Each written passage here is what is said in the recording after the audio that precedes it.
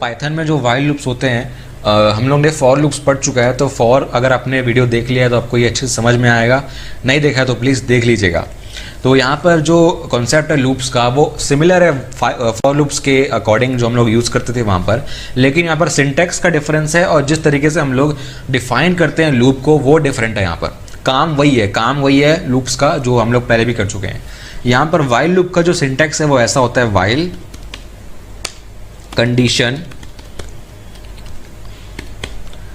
Is true, तो ये syntax है वाइल का, और कॉलन इसके अंदर का जो भी ब्लॉक होगा वो यहाँ पर डिफाइन कर सकते हैं। यहाँ पर जो ये सिंटैक्स हम लोग यूज़ कर रहे हैं वाइल का, ये सिंटैक्स अलग है फॉर लूप से। फॉर में हम लोग यहाँ पर कंडीशन चेक नहीं कर रहे थे, फॉर में हम लोग रेंज दे रहे थे। हम लोग रेंज दे रहे थे कि हम लोग को जो इटरेबल ऑब्जेक्ट हम लोग ने लगाया है, जैसे लिस्ट हो गया, टप्पल हो गया, डिक्शनरी हो गया, उस सारे के सारे ऑब्जेक्ट के ऊपर हम लोग को इटरेट करना है, तो हम लोग रेंज दे रहे थे। यहाँ पर हम लोग कंडीशन दे रहे हैं जो कि बुलियन रिटर्न करेगी। अब यहाँ पर कंडीशन में हम लोग कुछ भी दे सकते हैं, जैसे कि आई ग्रेटर देन 10, और यहाँ पर आई डिफाइन करना पड़ेगा पहले हमको। ये याद रखिएगा कि जो भी आप यहाँ पर वेरिएबल यूज़ कर रहे हो वाइल के अंदर, वो आपका पहले से डिफाइंड हो, क्योंकि उसको पता होना चाहिए कि आई की इनिशियल वैल्यू क्या है, लूप एग्जीक्यूट होने से पहले आई की वैल्यू क्या है। तो अगर आई 0 है और मैं कंडीशन में डाल रहा हूँ आई ग्रेटर देन 10, तो वो फॉल्स होगा, पहले से ही फॉल्स होगा, तो वो वाइल के अंदर जाएगा ही नहीं।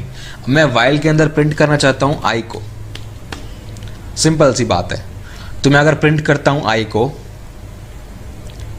तो वो कुछ भी नहीं दे रहा है, क्योंकि ये जो कंडीशन है वो फॉल्स है।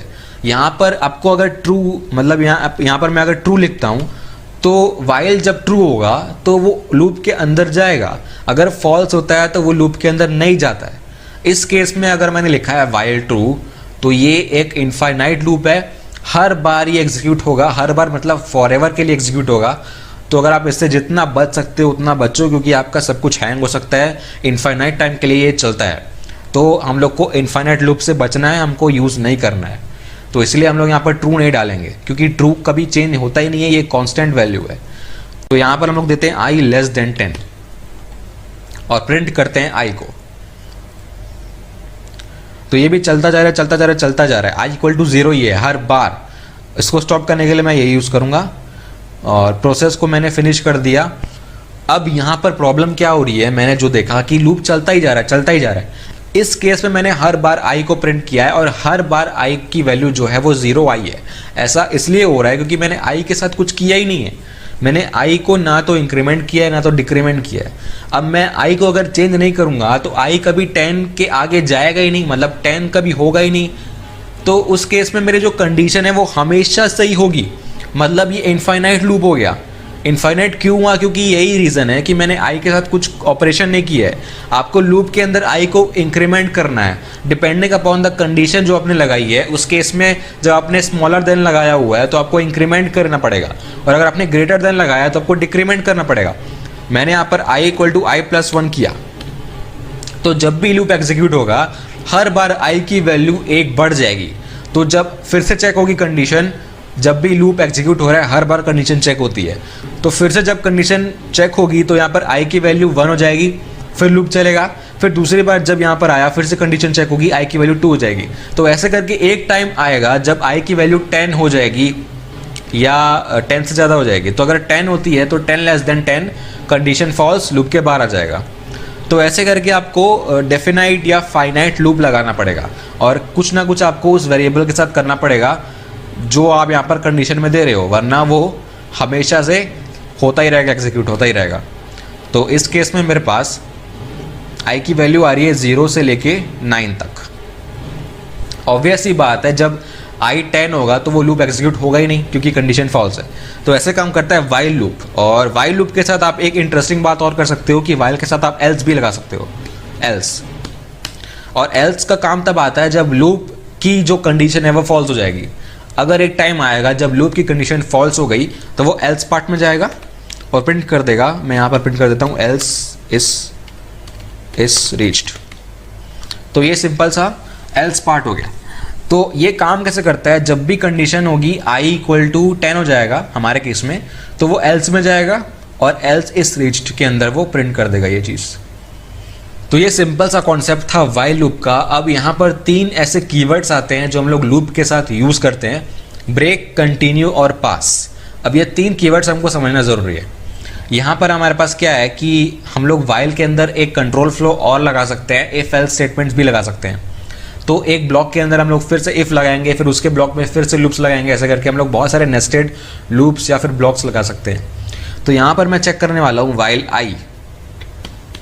इफ अगर हमको चेक करना है कि आई इवन नंबर है कि नहीं, तो इवन नंबर के लिए हमारे पास कंडीशन होता है आई मॉड 2 इक्वल टू 0। तो अगर कोई भी नंबर मॉड 2 इक्वल टू 0 होता है तो मतलब वो इवन है। उस केस में हम लोग प्रिंट कर देंगे, ये एक फॉर्मेट हमने पहले भी यूज़ कर लिया है। यहाँ पर हम लोग लिखेंगे आई इज़ इवन। तो जब वो इवन होगा तब वो प्रिंट करेगा कि आई इज़ इवन। और फिर से हम लोग एल्स डाल देंगे, else print I is odd.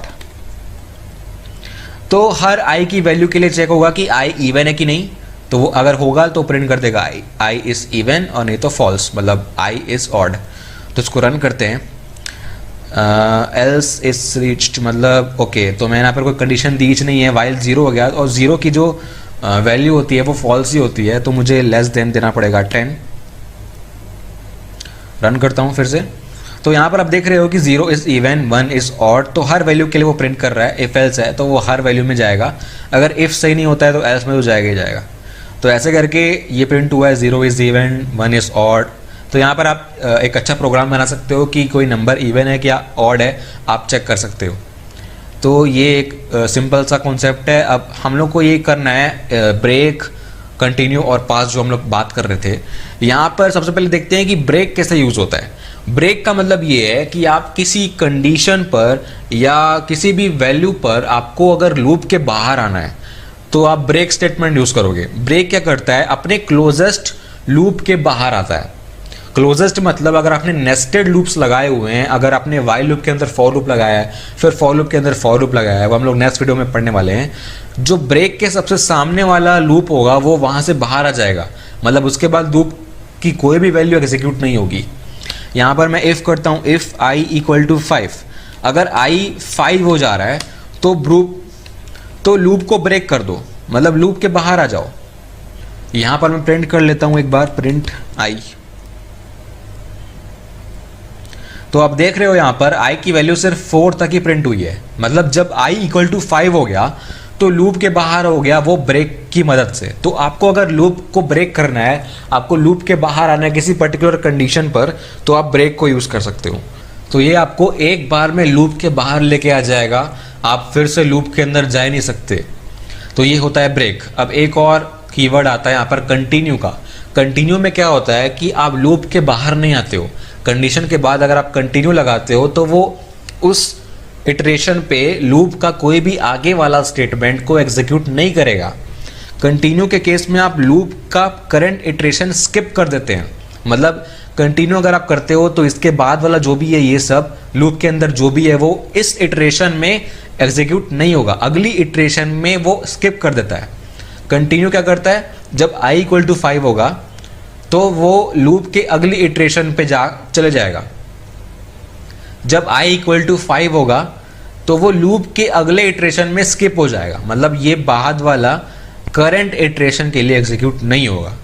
तो यहाँ पर आपको जो इंक्रीमेंट वाली कंडीशन है वो पहले लगानी पड़ेगी ताकि आपका बार बार स्टक ना हो जाए। यहाँ पर i इक्वल टू 5 हो रहा है बार बार, तो इसलिए आपको यहाँ पर समझना है। तो आप यहाँ पर रन करके देखो तो आपको यहाँ पर दिख रहा होगा, कहीं भी आपको 5 नहीं दिख रहा है। आपने जो लूप चलाया था वो सिर्फ एक कंडीशन में स्किप हो गया है। जो ये प्रिंट स्टेटमेंट है, जो कंटिन्यू के बाद जो भी स्टेटमेंट्स लगे हुए हैं वो एग्जीक्यूट नहीं हो रहे हैं जब ये कंडीशन सही हो गई थी। तो कंटिन्यू का यही काम है कि करंट इटरेशन को स्किप कर देना, नेक्स्ट इटरेशन में चले जाना। तो ये काम है कंटिन्यू का। आपका जो वो कंडीशन है वो कंडीशन को छोड़ के आगे वाला कंडीशन को वो एग्जीक्यूट करना चालू कर देगा। तो ये डिफरेंस है ब्रेक का और कंटिन्यू का। ब्रेक में आप डायरेक्टली लूप के बाहर आ जाते हो, कंटिन्यू में आप नेक्स्ट इटरेशन पे चले जाते हो। और एक और यहाँ पर एक यूजलेस सा लगने वाला एक और कीवर्ड यूज होता है पास। अब पास में सिंपली कुछ काम नहीं है, आपको पास करने की ज़रूरत नहीं पड़ेगी मतलब बहुत केसेस में, लेकिन पास कुछ नहीं करता है। आपको उसको आप पास दोगे तो वो कुछ नहीं करेगा प्रोग्राम। सिर्फ सिंपल सा यहाँ पर इन्फिनिट लूप हो गया है, लेकिन मैं इसको स्टॉप कर लेता हूँ। यहाँ पर i = i+1 आना ज़रूरी है और इंडेंटेशन के अंदर आना है। तो पास क्या करता है, ये कुछ नहीं करता है बेसिकली। हम लोग इसको तब यूज़ करते हैं जब हम लूप के अंदर कुछ दे नहीं रहे हैं। मतलब मैंने बताया था कि आप अगर लूप में कुछ नहीं देते हो, जैसे कमेंट देते हो बस, तो आप वो चीज़ नहीं कर सकते क्योंकि ये अलाउड नहीं है। आपको लूप के अंदर एक न एक स्टेटमेंट तो डालना ही पड़ेगा। तो इसके लिए हम लोग क्या करते हैं, हम लोग पास लगाते हैं। जब हमको कुछ नहीं देना लूप के अंदर, हम लोग जब कुछ डेवलप कर रहे होते हैं तो हम लोग लूप लगा कर लगते हैं, लेकिन उसमें कुछ स्टेटमेंट नहीं देते। हम लोग को ये होप होता है कि जब बाद में आएंगे तो उसके बाद हम लोग कुछ ना कुछ उसमें लिखेंगे, लेकिन अभी के लिए लूप खाली है। तो जब लूप में कुछ है नहीं तो आप उसमें पास दे सकते हो ताकि सिंटेक्स का प्रॉब्लम ना हो, सिंटेक्स में एरर ना है। तो इस तरीके से जो एरर आ रहा है यहाँ पर मेरे पास, वो एरर आपको पास लगाने से नहीं आएगा जब आपके लूप के अंदर कोई भी स्टेटमेंट नहीं है। तो जब आप डेवलपमेंट कर रहे हो कोई चीज़ का, तो आपको ये चीज़ काम में आ सकती है, लेकिन यूज़ मतलब जो प्रैक्टिकल पर्पस के लिए है, ये पास का कुछ ज़्यादा काम नहीं है।